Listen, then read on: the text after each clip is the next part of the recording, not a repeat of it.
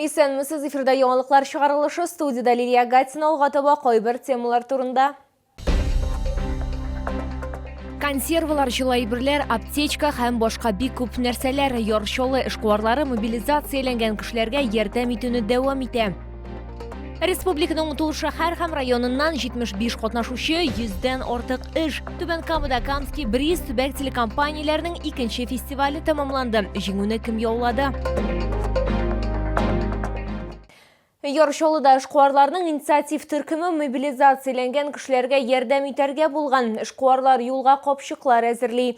Исемлектә иң кирәкле әйберләр, анда консерваларда, җылайберләр дә, аптечка һәм башка бик күп нәрсәләр дә бар. Бу эштә хәтта балалар да катнашкан. Бу хакта без үзебезнең материалыбызда җентекләп сөйләрбез. Мой сын написал письмо, процитируя слова из этого письма. Дорогой солдат, мы тебя ждем живым и здоровым, береги себя, ты нам очень нужен. Это письмо я вкладываю в мешок. Гөлнара Шабаева әйтүенчә, бу аның улының инициативасы. Малай 4нче сыйныфта укый. Һәм ул шул рәвешле мобилизацияләнүчеләргә ярдәм итәргә булган. Җылы киемнәр кебек үк, яхшы сүзләр дә җылыта бит. Киемнәр белән чаллы эшмәкәрләре тәэмин итә. Бүген Флорид Сафин ишке термо киемнәрнең чираттагы партиясын алып килде. Закупаем термобелье, чтобы оказать помощь нашим мобилизованным ребятам. Ищем, изыскиваем, где есть по наличию, там и забираем. Ишке термо киемнәр һичтиксез капчыкка эләгәчәк. Анда тагын шәхси гигиена предметлары, аптечка, коры паёк һәм башкалар салына. Чаллы эшмәкәрләре акча, продукция белән ярдәм итә. Я исемлек буенча әйберләр сатып ала. Аннары алар ук юлга әйберләрне җыя. Моих знакомых врачей, моих друзей, моих однокурсников тоже призвали, пришли повестки. И для многих врачей это долг чести пойти. Если мобилизовали, надо пойти помогать. И я помогаю как могу. Барлык әйберләр Чаллы предприятиеләренең берсендә складта саклана. Үзенчәлекле штаб булдырылган. Аның координаторы шәһәр советы депутаты Руслан Нигъмәтуллин. Сейчас мы укомплектовываем до 1200. Эта цифра откуда у нас взялась? Нам объявили о том, что с нашего города уйдет 1200 человек. Поэтому мы комплектуем. Но я думаю, что будет количество чуть больше, потому что Тукаевский район мы тоже полностью обеспечиваем весом мешками. Мобилизацияләнгән чаллыларга юлга 300дән артык җыелма бирелгән инде. Киләсе атнада илне яклаучыларны тагын озату планлаштырыла. Аларны шулай ук шундый капчыклар белән тәэмин итәчәкләр. Резида Шаймарданова, Эльмира Гайнутдинова, Сергей Вильданов, Яңалыклар. Республиканың 19 шәһәр һәм районыннан 75 катнашучы, 100дән артык эш. Түбән Камада Камский бриз төбәк телерадиокомпанияләренең икенче фестивале тәмамланды. Иң яхшылар арасында минем коллегаларым да булды. Телеоператор Сергей Вильданов видеооператор осталыгы номинациясендә 3нче урынны алды. Тулырак алдагы материалда.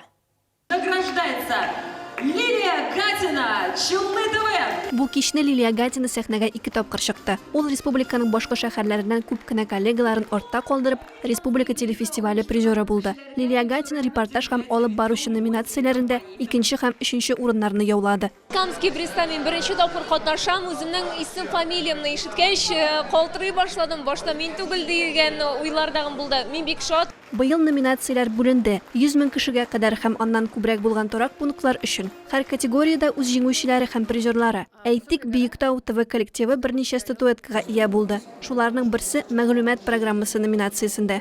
Как ты сказали, да, сказали, что главная награда за вообще фестивале – это информационная программа.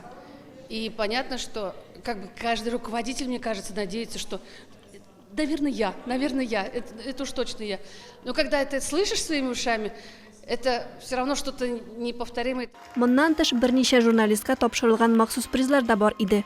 Эльмира ворвалась в наше информационное пространство в этом году и порадовала сумасшедшими прямыми включениями, сумасшедшими совершенно стендапами. Когда она на крыше 9-этажки тянулась, значит, с микрофоном мужикам, которые скидывали снег, мужики были привязаны. Эльмира была на каблуках. Ә менә бу барлык бүләкләрне тапшыруга кадәр булды. Кама бризы фестивале 2 көн дәвам итте. Бу телевидение мастодонтларыннан мастер-класслар, хәбәрчеләр, операторлар, монтажерлар өчен. Кыскасы, телевизион кухняга катнашы булганнарның барысы өчен дә укыту. Мин быел нәрсәгә игътибар иттем? Менә журналистлар яңа проектлар иҗат итә. Илһамланып иҗат итәргә мөмкинлек таба. Менә мин монда реалити шоу жанрында күрдем бу юлы. Интервьюлар, бик көчле интервьюлар җибәргән районнар бар. Аннан соң жанрларны кушып эшләнгән, интерактив кертеп эшләгән материаллар бик күп иде. Тама бризында мондый үзенчәлекләр шактый күп иде. Иң зур нәтиҗә бу фестивальнең. Бездә бөтен республика телевидениедә эшләүче кешеләр арасында бик зур талантлы кешеләр бар.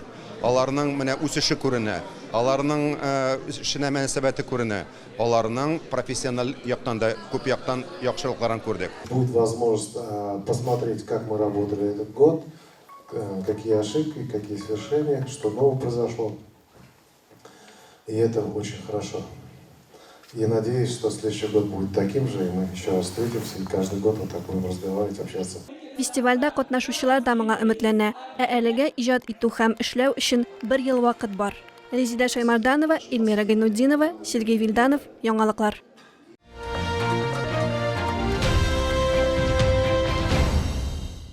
30 литр бензин солырга һәм автомобиль торган Найком ягулык солы станцияләр шелтәрләре үз клиентлары өчен шундый мөмкинлек бирде. Яршолыда призлар уйнатылды. Кәрәзле телефоннан машинага кадәр. Бу 2 ел дәвамында банкны 30 литр бензин белән тутырырга, акциядә катнашучы купонын алырга һәм җиңүчеләрнең исемлекләрен игълан итүне туры эфирдә көтәргә кирәк иде.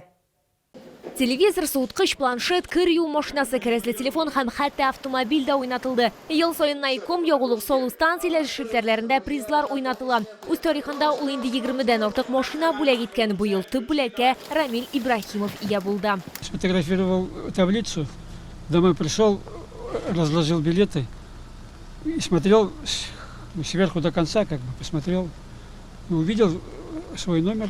Рамил Ибрахимов рунда һәркем булырга мөмкин иде. Үз автомобиленә 30 литр бензин салу җитә иде. Найком үз клиентларына күңелле бүләкләр бирә торган бердән-бер ягулык салу станциясе. Вы уже можете заехать на заправку, на ЗЭС Найком, заправить 30 литров, и вам уже выдадут купон участника акции. Вот с этим участником вы автоматически становитесь возможным победителем, возможным обладателем приза, в том числе главного автомобиля Лада Гранта, предоставленного автосалоном «Авто-1». Ягулык салу станциясе бүләкләр генә түгел, сыйфатлы бензин да бүләк итә. Уңыш һәркемгә дә елмаерга мөмкин. Шунысын билгеләп үтәргә кирәк: телевизор һәм ягулыкка сертификат ияләре әлегә билгеле түгел. Шуңа күрә Найком җиңүчеләрне көтә.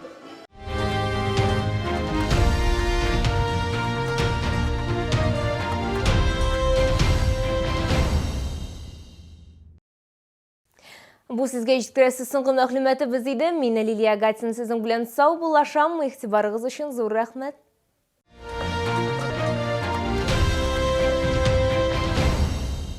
16 октября. Концертный зал Сары Садыковой. Гитарист-виртуоз Дидюля. Требуются водители-экспедиторы категории С, водители на ДАФы категории Е, грузчики. Телефон 8 919 626 30 70.